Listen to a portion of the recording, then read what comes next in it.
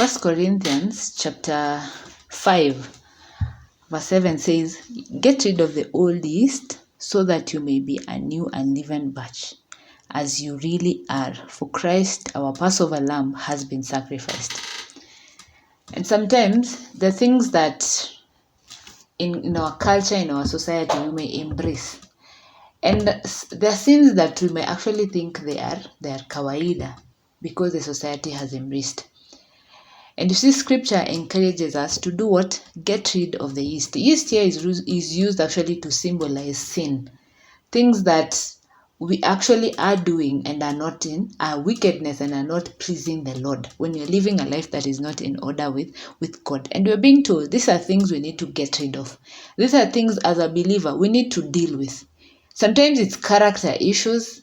You have this habit of telling lies. Sometimes you call them small lies.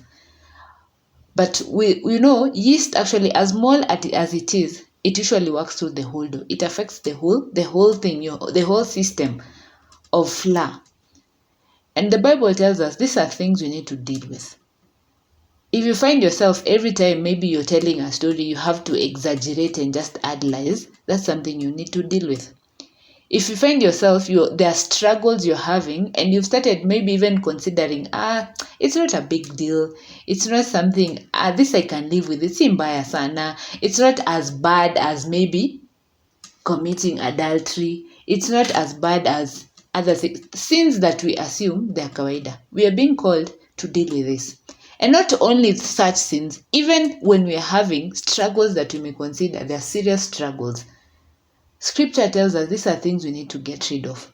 Because sometimes as little as tiny or as unimportant as that sin may appear to you, it can work through the whole dough and affect your life, affect the church, affect the society, just because we fail to deal with. And today my encouragement is, let's go back and begin to deal with these issues. Let's begin to deal with, if it's habits that we've been having that are not pleasing. We know God has been speaking to me about this thing. I need to deal with it. It's time we go and deal with it. You know why? Because as that verse finishes, the perfect sacrifice has been offered. Christ died on that cross to give us victory and to give us the grace to overcome these struggles.